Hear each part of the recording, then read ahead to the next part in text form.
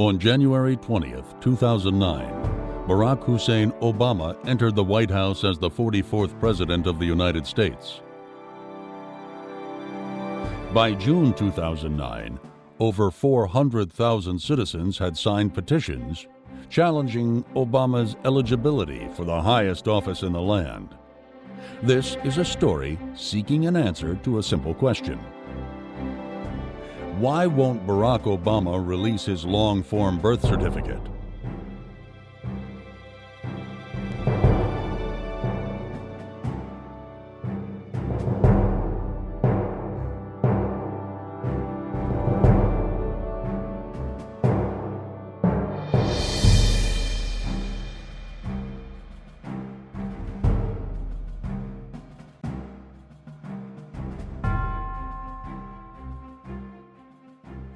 I am a believer in knowing what you're doing when you apply for a job. And I think that if I were to seriously consider running on a national ticket, I would essentially have to start now before having served a day in the Senate. Now, there's some people who might be comfortable doing that, but I'm not one of those people.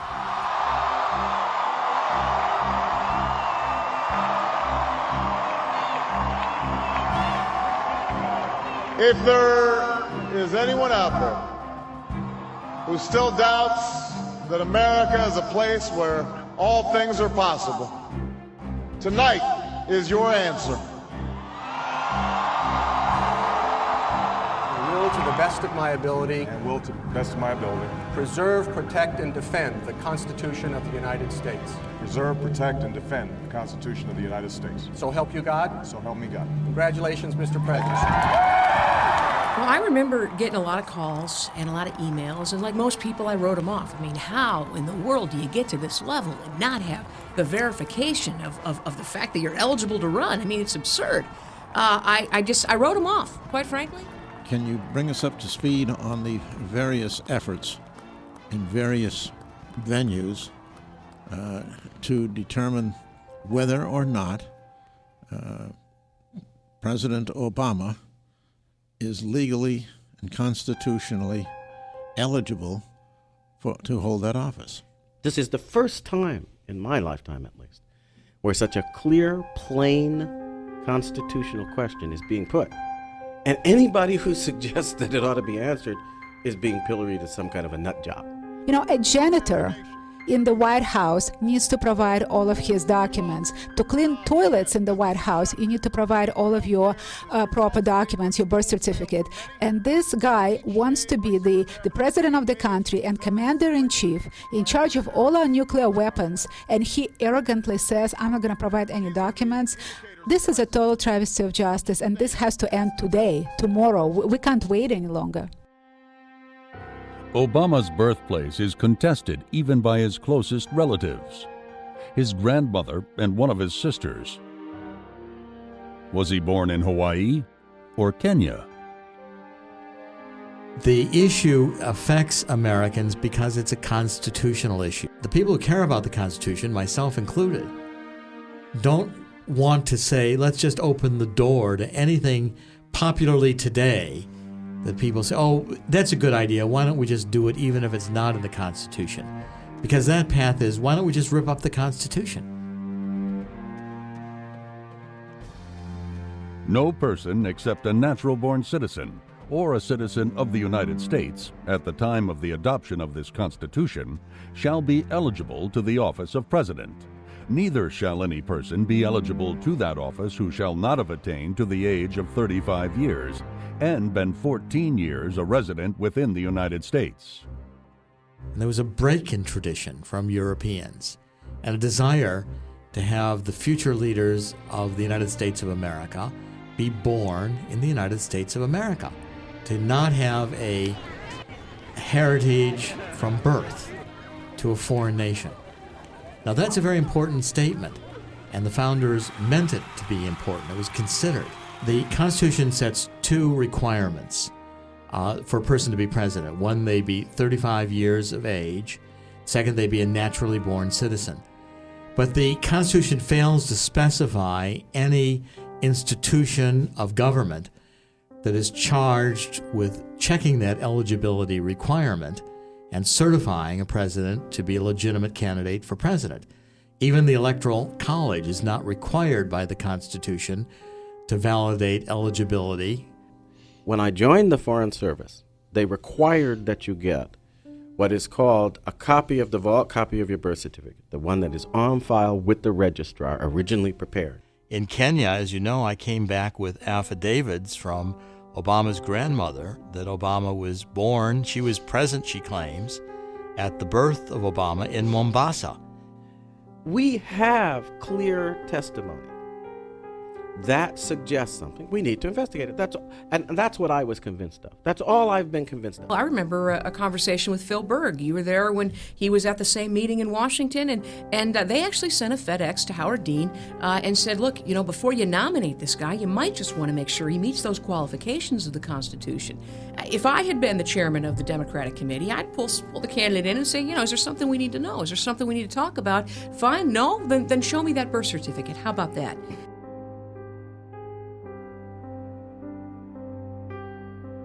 During the campaign, the Congress of the United States actually held hearings to look at the constitutional eligibility of John McCain, but not Barack Obama. That's the difference. When John McCain was questioned, he says, hey, everybody, here it is. Done. My father was serving in the military. We were defending our country. We were in a military base. Guess what? He qualifies. Barack Obama was questioned. There were lots of talk, lots of discussion, but there was never an answer. That's why it won't go away. They could so easily put it all to rest and do what John McCain did and say, here it is. All attempts at verification have failed. Candidate Obama, and now President Obama, has refused to unseal hospital, school, and state records. And I have written a letter to the Secretary of State of California, Deborah Bowen, asking what documents did she use to verify Obama's eligibility. And I was shocked by her response. She stated that she didn't verify his eligibility, and it's not her job to do so. I had about a 7 or 8 minute conversation with Supreme Court Justice Clarence Thomas.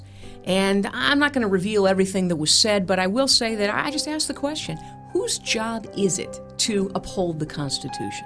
And we talked about the Congress and what their job is and what the parties are and what their jobs are. And what happens, though? What happens if everyone doesn't do their jobs? The strongest democracies flourish from frequent and lively debate. But they endure when people of every background and belief find a way to set aside smaller differences in service of a greater purpose. I don't want to run auto companies. I don't want to run banks. I've got 2 wars I've got to run already. I've got more than enough to do. So the sooner we can get out of that business, the better off we're going to be. We are in unique circumstances. You had the potential collapse of the financial system, which would have decimated our economy. And so we had to step in. You never want a serious crisis to go to waste. And what I mean by that, it's an opportunity to do things that you think you could not do before. President Obama keeps rolling out one big policy change after another. It's all part of his master plan to seize the moment and remake the country. President Barack Obama is clearing the way for federal funding of embryonic stem cell research. A stunner from Detroit. General Motors boss Rick Wagner is quitting at White House request, one day before President Obama's announcement of a new bailout plan for GM and Chrysler. In the past week, Obama added 2 more big ideas to his agenda. He signed an executive order reversing the Bush administration limits on federal funding for stem cell research. The president also announced a sweeping series of changes in education policy. Fiscal year that ended last September, the federal deficit was about $455 billion. Now we are talking about doubling that to $1 trillion for this year alone. We have had to take some extraordinary steps in order to shore up our financial system and to deal with an unprecedented economic crisis. And as a consequence, we've had to spend a significant amount of money. potentially we've got $1 trillion deficits for years to come, even with the economic recovery that we are working on at this point. It's all about using government to change society in a manner that goes wider and deeper than any president for many years. The capacity of the global economy to absorb that much American debt, to finance the U.S. government at that level, is limited. And at some point, the line of credit will run out, and we will be held hostage by the Chinese government, who ultimately will become our creditor of last resort. The world's largest debtor nation becomes a bankrupt nation. Yeah, I mean, Lou, this is something that is remarkable. The level of debt that they are talking about, $1 trillion, and no one really in Washington wants to talk about, well, what is going to have to be cut? Because these deficits of $1 trillion, that's not sustainable. So something's going to have to either be cut or taxes are going to have to be raised. We've got a choice. We can keep on just borrowing and dump it on our kids. That's option number one. We can take it from the wealthy and give it to everybody else. We could have across-the-board tax cuts, tax hikes, what you just talked about. Which is not income redistribution. Well, but the problem is, if I am sitting pretty and you've got a waitress who is making minimum wage plus tips, and I can afford it and she can't, what's the big deal for me to say I'm going to pay a little bit more? Because it inhibits... that is neighborliness.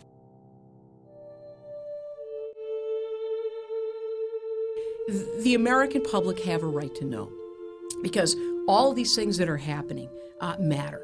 The executive orders cannibalizing human beings for spare parts.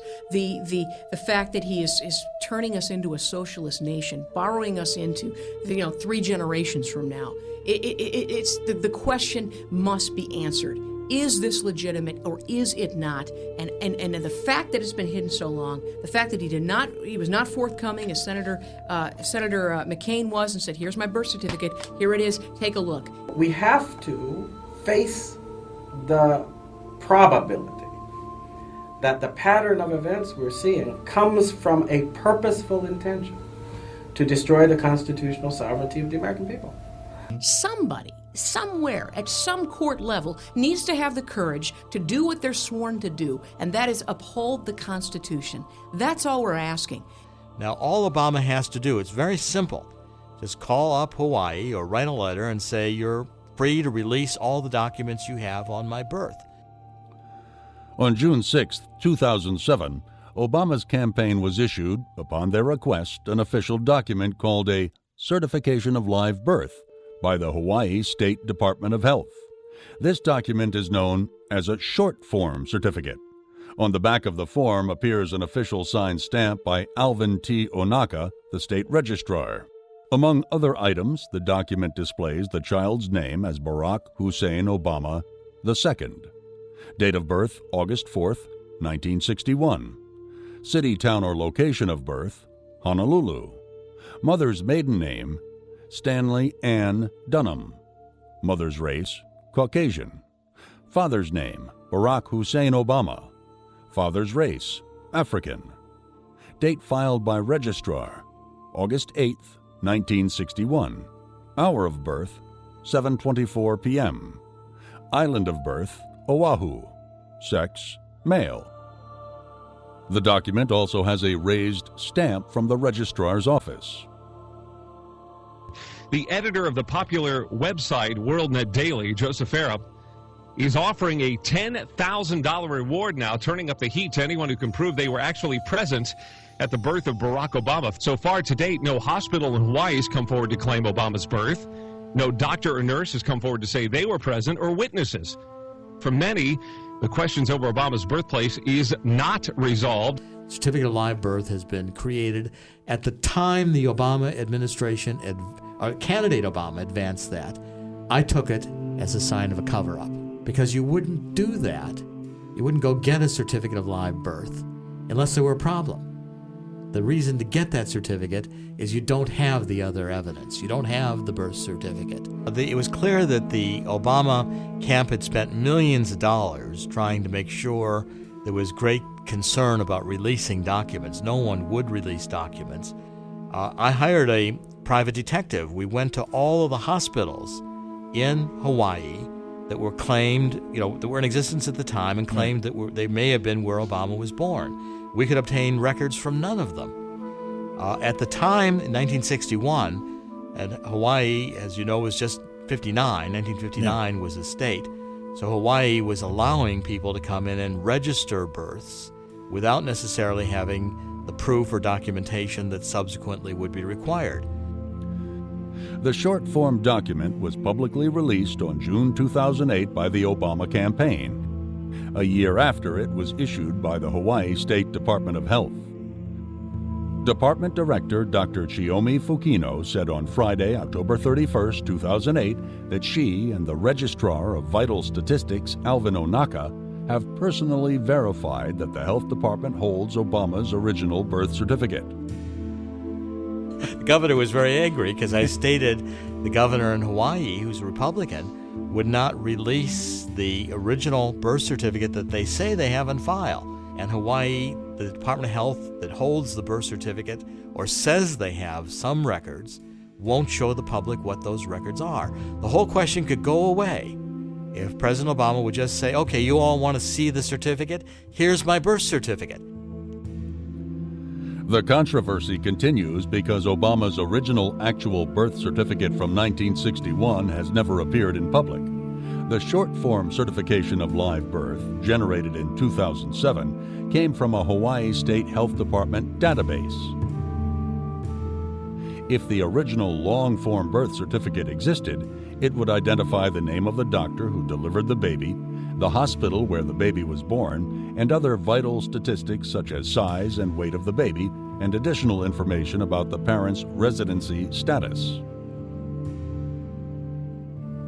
Had there been a hospital where Obama had been born, I'm sure that they'd have bronzed the delivery room by now and put a plaque on it. How come we haven't seen any, feature stories about the doctor who delivered the President of the United States, the room where he was born? We've seen pictures of the exterior of this hospital. Why isn't the hospital using its public relations, department to bring attention to this facility? Well, especially with all the attention on the issue. I mean, even the attending nurses at the hospital or the maternity ward nurses where Barack Obama's mother would have had to spend time after delivery could say, I was there at Barack Obama's birth. There's no one who's come forward from the medical community in Hawaii to validate that they were present or participated in any fashion in Barack Obama's birth. Well, that's again further evidence he probably wasn't born in Hawaii, because everybody else has come forward. You can think, we've got basketball coaches from Barack Obama was in basketball. We've got people from Chicago who were saying, they followed Obama's career, were in the legislature with him. So there's not one living person that we've found who can testify with any authority that Barack Obama was actually born in Honolulu, but we do have an affidavit from a living person in Kenya who says she was there. His grandmother. Yeah. Which should be a pretty legitimate or credible source. Questioned by the Anabaptist ministers under oath in an affidavit swearing she was President Obama's birth in Mombasa, Kenya. We don't have the school records. I got out of Indonesia the records from the schools Obama attended when he was about 6 to 10 years old, attending with his Muslim stepfather. And Obama was listed in those records as an Indonesian citizen and as Muslim. Now, did he have a passport from Indonesia? When Obama shows up at Occidental College, he ends up rooming with a group of Pakistanis. Now, did he register as a foreign student? The whole issue is, why can't we see the school records?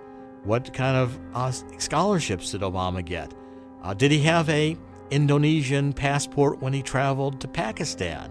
I mean, these are fundamental records, and for someone who's president of the United States to stonewall and not release the fundamental records of their life history invites scrutiny, because these become mysteries that people will want to know the answers to.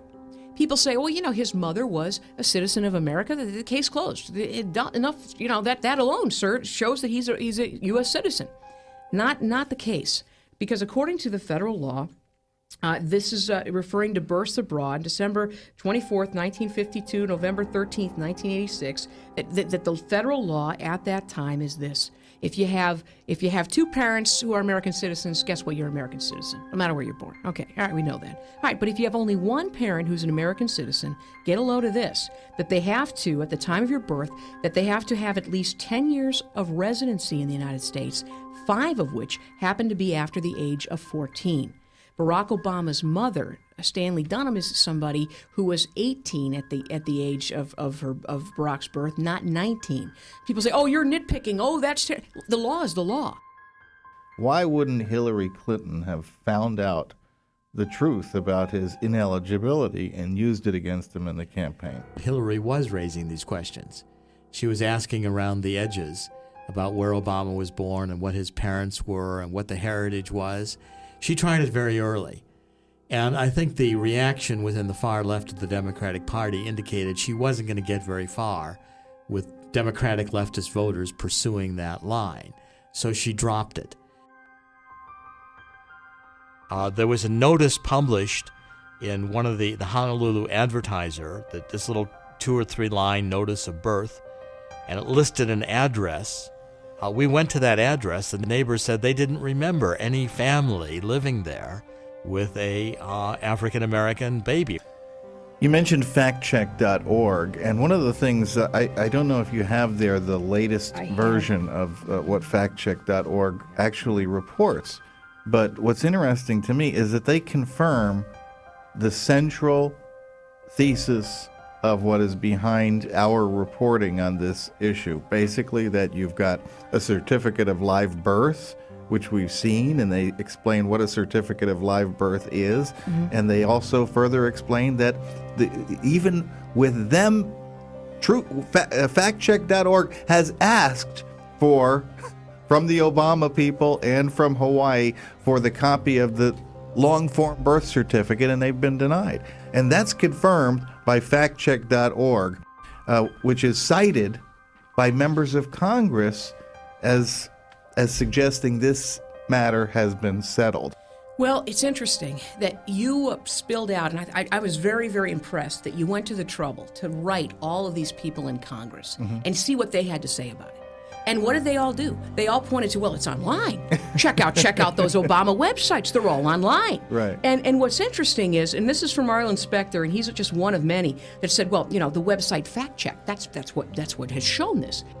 And it's, to me, astounding that no governmental branch, whether it would be a state attorney general or the Federal Elections Committee or the Electoral College and the people who participated in the Electoral College, or the Supreme Court in refusing to hear these cases.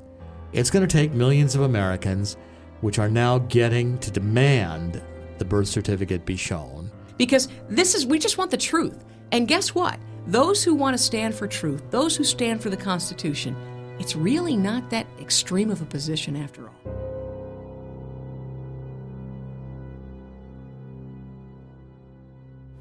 Mr. President, I want to believe, I want to trust, I want to hope for change, but I am really failing to see how this is any different. But he's not going to succeed. Socialism has failed. Our country's less safe today. Obama declared the end to the war on terror. Is this the change that America voted for? You can't break all your campaign promises. To start with this blame America. People, we have to have the conversation of, do you want socialism or not? Do you want universal health care or not? Is this a pre-9/11 mentality? Liberal utopian vision. March to socialism. Take this country as far left. We hear about change.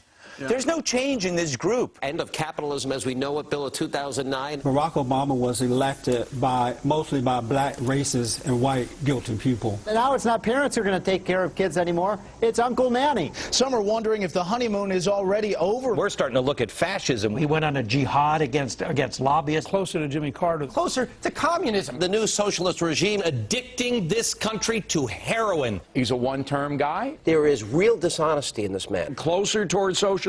This is a major milestone for America, not necessarily a good one, though. President Obama is scheduled to sign the $787 billion stimulus bill. Is anybody else a little off by that? Jeff Sessions of Alabama says it is a walk down the road towards socialism. Is that a valid point? It's closer to socialism. Sounds like the honeymoon is over. Not exactly glowing grades for the president. Obamanomics really taking the U.S. towards socialism? If you think the president is overreaching, How long can President Obama blame President Bush for America's problems? Stop the doom, the gloom, the malaise, the fear. liberal vision of a giant nanny state. Its plans to go after gun owners. The president has declared a war against prosperity. To see our money, our tax dollars, away. Depending on your point of view, President Obama's new budget is a statement of our national values or a socialist experiment. A path towards socialism. Barack Obama's agenda towards socialism. He wants to drive the Dow down to zero and then just kind of start from scratch. Turn towards socialism back. Obama's bear market. I think he wants a catastrophe. Can this now fairly be called the Obama bear market? What you have to worry about is your motivation. Communism. I read an article that said the Manchurian candidate couldn't destroy us faster than Barack Obama, Wreaking havoc on the country. The socialism that you've been waiting for. We have now the extreme left driving the agenda. I'm a guy that voted for Obama, and I feel betrayed. Barack Obama's Ponzi scheme. A delusional quest for historic grandeur. Barack Obama may bankrupt the country. They care that he's bankrupting our economy. Duke's Coach K has a message for President Obama. It's the economy, stupid. He promised transparency. He promised bipartisanship. This is a violation of all of those promises. Does President Obama want to take us into the 60, 70, 80, 90% income tax range? What's a nice girl like you doing in the Obama White House? There he is on 60 Minutes.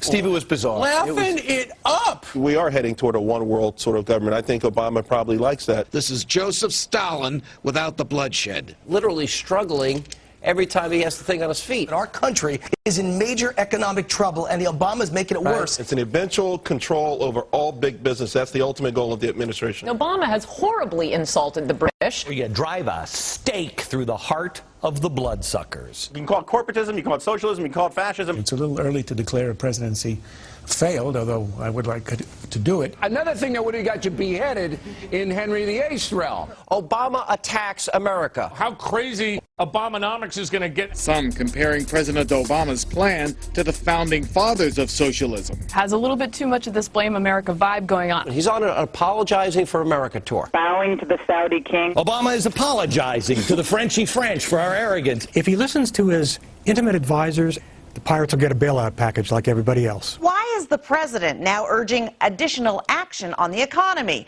Should this good news tell him we just don't need it? Obama is completely polarizing, wondering why he would put Europe above America. If you have a Ron Paul bumper sticker, you might be viewed as a radical by the government. Fascist stimulus package. Bill Ayers, the Reverend Wright. Is there anything that he likes about this country? Lockstep down this, the socialist path. If you support policies that hurt our country, you'll get a handshake and an embrace. And embracing and fist bumping and making lovey-dovey in the hotel. God knows what went on behind closed doors. Exactly what happened to the lead up with Hitler. We have a president whose foreign policy can only be described as anti-American. Day number 94 of change that makes us less safe and secure. Banana Republic politics. Is Obama going to show spine for the first time in his presidency? Is Obama a radical figure in American politics? He went on foreign soil and apologized for America. We're celebrating the first 100 days of Barack Obama's 100 days tenure. of America going down the drain.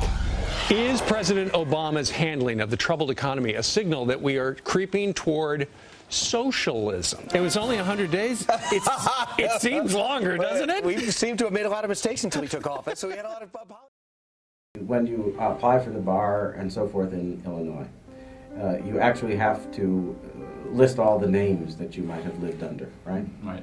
And he puts down Barack Obama, but he doesn't put down Barry Soetoro, I think, or Soetoro, which is the name he took from his Indonesian father, right? Mm-hmm. He didn't put that down. Well, that suggests that in that particular instance, he didn't tell the whole truth, right? Right. Even though the whole truth was asked for. List all the names that you have gone by. So already we have an indication that there might be a pattern of deception.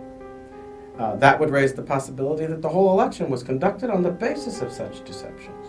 Obama and Raila Odinga are Luo tribesmen. In fact, Odinga has claimed repeatedly that Obama is a cousin, not just a tribal cousin. Odinga, his father was a communist. Odinga himself was educated in East Germany named one of his children Fidel. And Obama has supported Odinga, campaigned for Odinga in 2006. In fact, the president of the country, Kibaki, asked Obama in 2006 to either leave the country or quit campaigning for his opponent. Odinga has supported radical Islam, supported a memorandum of understanding, signed it, saying he would establish Islamic law if he got to be head of state. Obama raised like $2 million. When Odinga lost the election in December 2007, the Luo tribe, prompted by Odinga, had a tribal war, killing the Kikuyu, the predominant tribe of the president. And all this, the U.S. media didn't cover. Obama was on the telephone through the New Hampshire primary on a daily basis with Odinga in Africa. Obama brokered an agreement using Kofi Annan of the United Nations in order to get Odinga to be prime minister, co-head of state. I just want to make sure the Constitution's respected.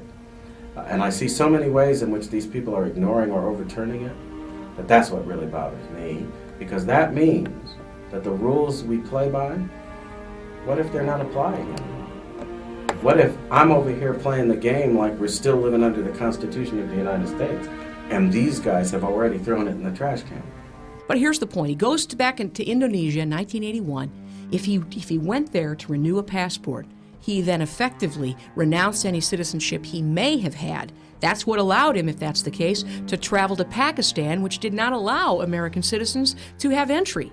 So there's a lot of unanswered questions, and the fact that we haven't seen the school records. Well, why can't we see Occidental College? Why can't we see Harvard or Columbia? Might it be that he actually received foreign aid as in the form of scholarships from, as a non-American student? I mean, all of this has been sealed shut, and I just believe that the hidden things will come to light. That when there is such a cloud of secrecy, when anyone who dares suggest that we ought to make sure the Constitution's bare minimal qualifications are followed, that you're told that you need to take the Reynolds wrap off your head, that you get called every name in the book, there's something to this. Something about the circumstances of his birth he wants hidden. Now, what is that? It might have a bearing on the eligibility question, or it might not. But when I sit and try to think about what could possibly be in a birth certificate that would bother anybody, right? Nobody I know of holds a newborn infant responsible for the things his parents might be or do.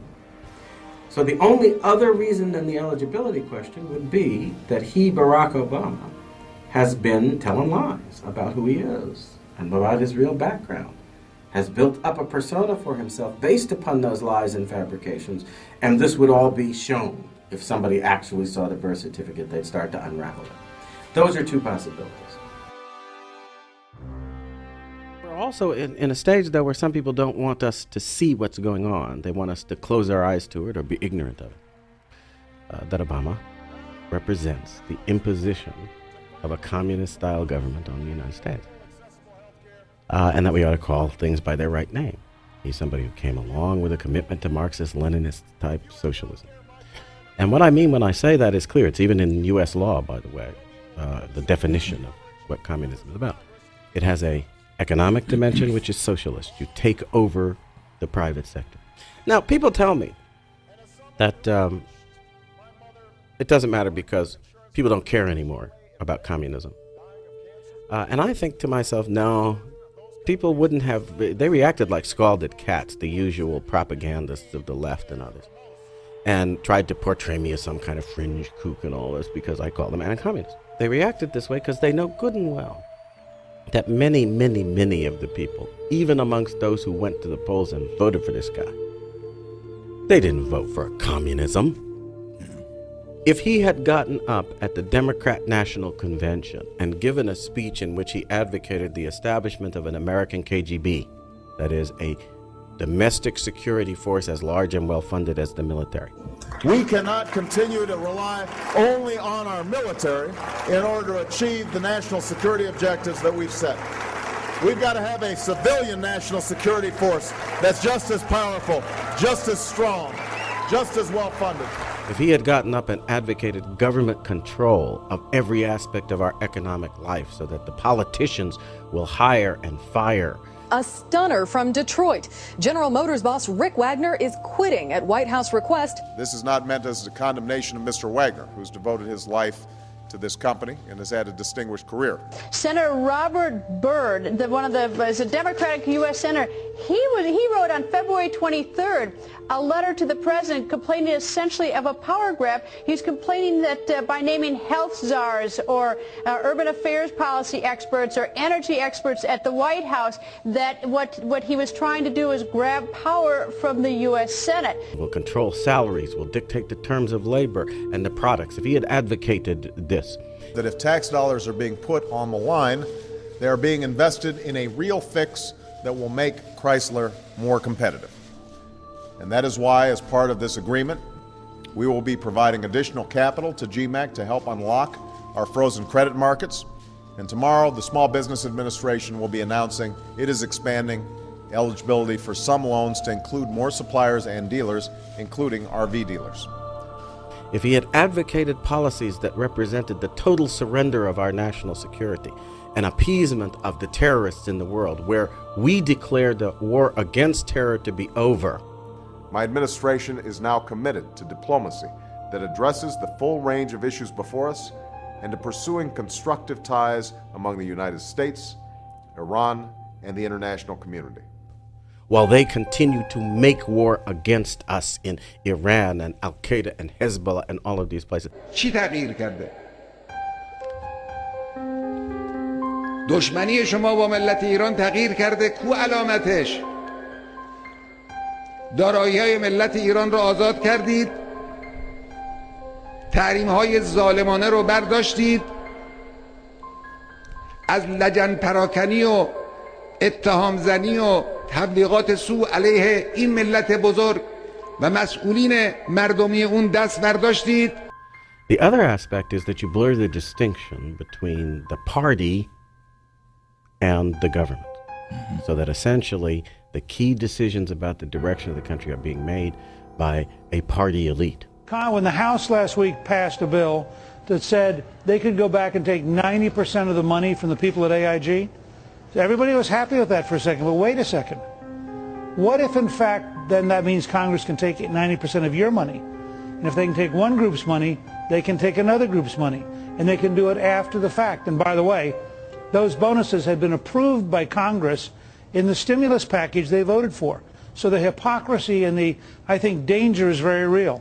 And then look at what they're trying to do on the budget, where they're trying to ram through a resolution to break the rules of the Senate, to be able to get through both an energy tax increase and a massive change in our health system on 51 votes, which is clearly a power grab of unprecedented proportions. I think dictatorial is a strong word, but it may frighteningly be the right word. All of those elements are taking place in America. The Porculus bill was essentially about using public funds with the money flowing to the political cadre like Acorn that are being used to implement a political agenda by the present occupant of the White House. To stay in a house which you can't afford and you cannot pay the bills, and what right do you have to get my money to pay for you? Well, was this right? I've read the Constitution. I don't see that right. Well, actually, I don't see the right that banks have to get $700 billion to be bailed out, no, that's a but they haven't done. That's a different thing. It's all part of the same thing. No, it's not. It's not. Every 13 what right seconds, are you Stuart, quoting? What? I don't people care. are foreclosed what on, right and they are have you the quoting? right to protect their homes and to protect their community. Let's back up a second. Absolutely. Let's back up a second. It's the most American thing you can do. Really? Is to protect your home and protect your community. The community group Acorn calls Donna a victim of predatory lending. This is our house now. And this afternoon, they literally broke the padlock right off the front door and then broke into the house, letting Donna back in for the first time in months. We're actually trespassing. And so this is a way of civil disobedience to try to stay into our house. Legally, it's wrong. But homesteading is the only means that she has left to stay into her house. And we feel as though that this is the right thing to do at this particular time to save this family.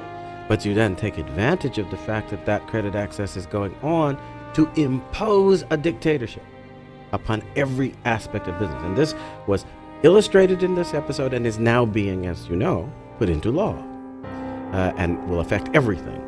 Personnel decisions, salary decisions of everybody in a company that gets any money directly from the government. I can tell you for sure that I represent one less investor today than I represented yesterday. One of my clients was directly threatened by the White House and in essence compelled to withdraw its opposition to the deal under threat that the full force of the White House press corps would destroy its reputation if it continued to fight. Do you think that after he gave that speech at the Democrat National Convention, they would have said, what a moderate guy he is? No. Do you think that Americans would have stood up and said, well, he talks so well and so forth? I think they would have said, this guy's a flaming red. He's a commie. He represents everything we fought against for decades. Our people died. Our treasure was expended to stop this form of government from taking over in other countries, and we're going to surrender to it here? No, wouldn't have happened, G. U.S. Rep. Bill Posey of Florida proposed a bill, H.R. 1503, requiring future presidential candidates to produce a birth certificate, together with other documentation establishing their qualification for eligibility to the office of president under the Constitution. This bill has also been co-signed by 4 other congressmen, Representatives Bob Goodlatte, John R. Carter, John Culberson, Randy Neusbauer.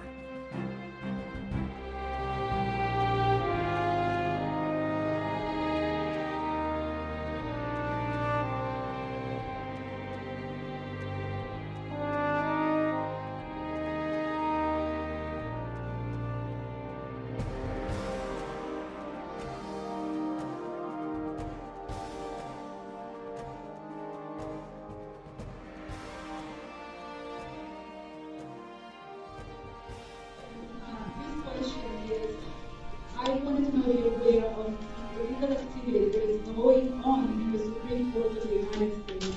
I brought a case to you personally, and you personally have decided to distribute it to a conference on January 23rd.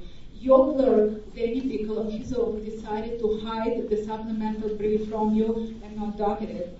Later on, the case was erased from the docket. Hundreds of citizens were calling and demanding to put it back. I talked to Justice Scalia on Monday, and he stated that he never heard of the case, even though supposedly it was discussed in conference on January 23rd. I have here pages of citizens, 500,000 citizens have signed petition to you personally and each and every justice demanding that you hear my case, Lightfoot v. Bowen, that stated that Barack Hussein Obama, a gay Barry Soetoro, is totally illegitimate for presidency due to the fact that he is a foreign national at birth. Thank you very much, ma'am. I appreciate you traveling so far. If you have particular documents that you want to leave with us, I'll be happy to look at them if you leave them behind.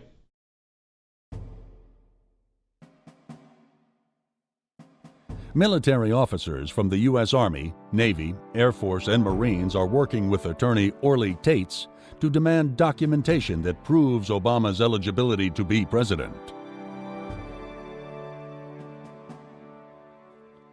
If Lightfoot versus Bowen is not taken by the U.S. Supreme Court, these plaintiffs could be held in court-martial. Taitz has requested that U.S. Attorney General Eric Holder apply a quo warranto test on the president. Essentially, it demands an explanation for what authority Obama is using to act as president. A U.S. soldier on active duty in Iraq has called President Obama an imposter. The soldier's name is Scott Easterling. He said Obama has absolutely refused to provide to the American public his original birth certificate, as well as other documents which may prove or disprove his eligibility. This soldier says, look, this is a very dangerous thing. I've pledged to uphold the Constitution. The Constitution says that he has to be a natural-born citizen. A Democratic attorney has told radio talk show host that not only is Obama not eligible to be president, he's probably an illegal alien and should be deported, said the attorney, Mr. Berg, in an interview.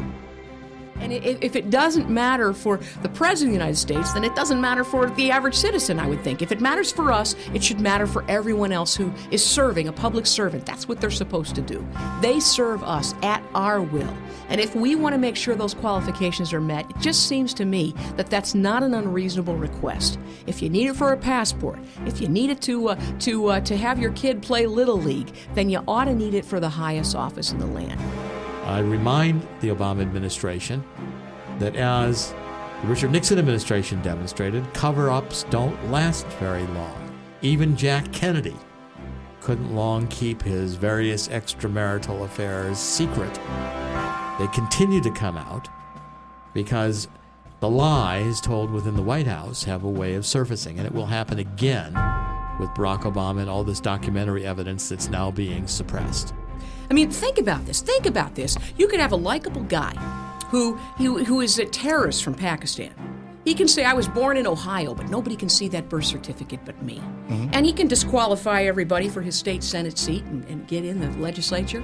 He can disqualify people and get them off by exposing some dirty laundry. He can get them out of the Senate race. And he can become a senator in the United States Senate for, I don't know, a term and a half, and then run for president. And nobody apparently can question him if you're running for president. It just doesn't matter what the Constitution says about the requirements. It's absurd in its face. And we need some people of courage, quite frankly, like Representative Posey, who will call them on this and say, look, we didn't do our jobs. It's time we stand up to make sure that we never let this happen again.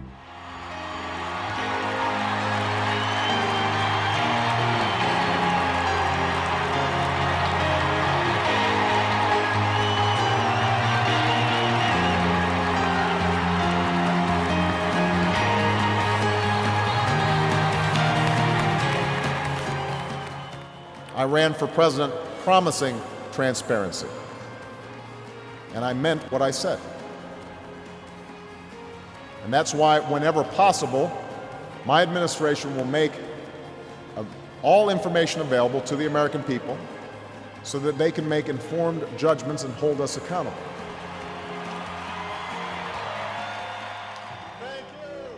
As America heads toward socialism, unprecedented government control, and enormous debt financed by other nations, a simple question remains unanswered.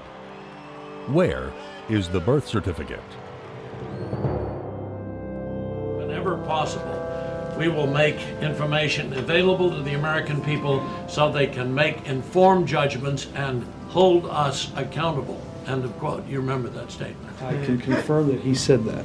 Good. In consideration of this very good promise of transparency, why can't the President respond to the petitioned requests of 400,000 American citizens by releasing a certified copy of his long-form birth certificate listing hospital physician?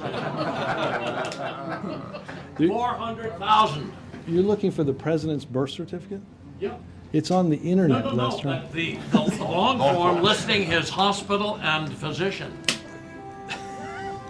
Lester, this question in many ways continues to astound me. The state of Hawaii provided a copy with the seal of the President's birth. I know there are apparently at least 400,000 people that continue to doubt the existence of and the certification by the state of Hawaii of the President's birth there.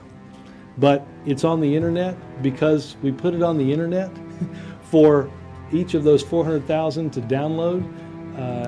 I certainly hope by the fourth year of our administration that we'll have dealt with this burgeoning birth controversy. Thanks, guys. You know, I am a believer in knowing what you're doing when you apply for a job. And I think that if I were to seriously consider running on a national ticket, I would essentially have to start now before having served a day in the Senate. Now, there's some people who might be comfortable doing that, but I'm not one of those people.